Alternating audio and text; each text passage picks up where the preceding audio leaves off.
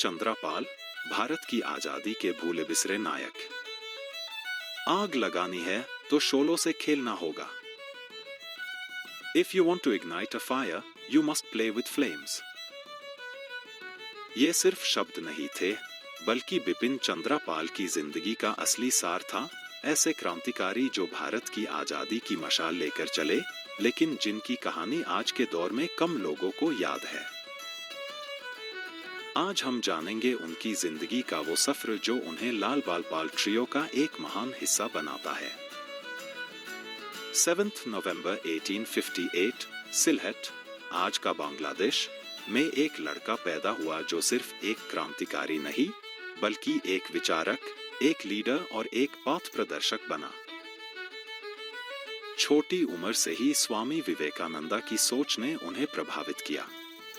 उन्होंने समझा कि असली स्वतंत्रता सिर्फ ब्रिटिश शासन से मुक्त होने में नहीं, बल्कि भारतीयों के अंदर राष्ट्रभक्ति जगाने में है। बिपिन चंद्र पाल ने इंडियन नेशनल कांग्रेस ज्वाइन की, लेकिन उन्होंने जल्दी ही देख लिया कि सिर्फ पिटिशंस और विनम्रता से अंग्रेजन का कुछ नहीं बिगड़ने वाला।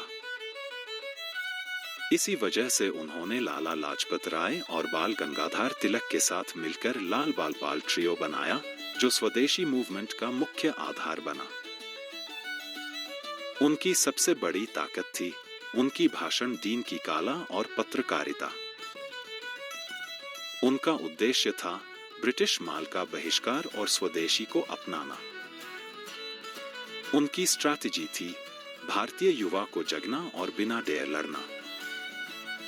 जब ब्रिटिश ने 1905 में बंगाल का विभाजन किया, तो बिपिन चंद्र पाल एक शेर की तरह गरज उठे। उन्होंने लोगों से कहा कि ब्रिटिश माल, स्कूल, नौकरी सब कुछ छोड़ दो।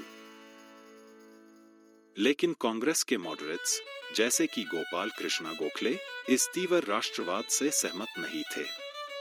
उनका मानना था कि समस्याओं का हल विनम्रता और रिफॉर्म से निकलेगा, जबकि पाल क्रांतिकारी बदलाव चाहते थे।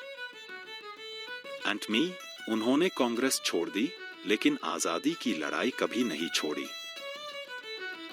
ब्रिटिश सरकार उन्हें एक खतरनाक दुश्मन समझने लगी।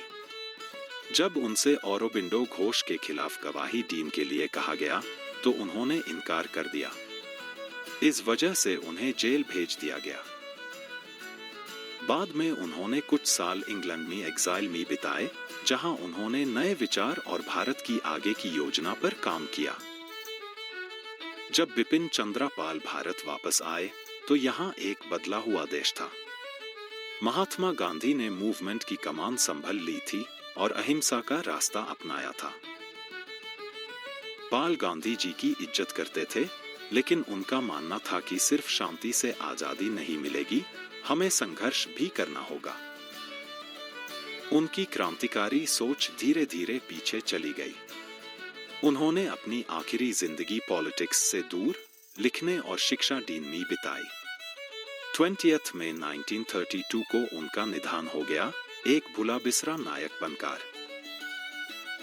बिपिन चंद्र पाल ने भारत की आजादी देखी तो नहीं, लेकिन उनका स्वदेशी मूवमेंट आज भी हर आत्मनिर्भर भारतीय के अंदर जिंदा है।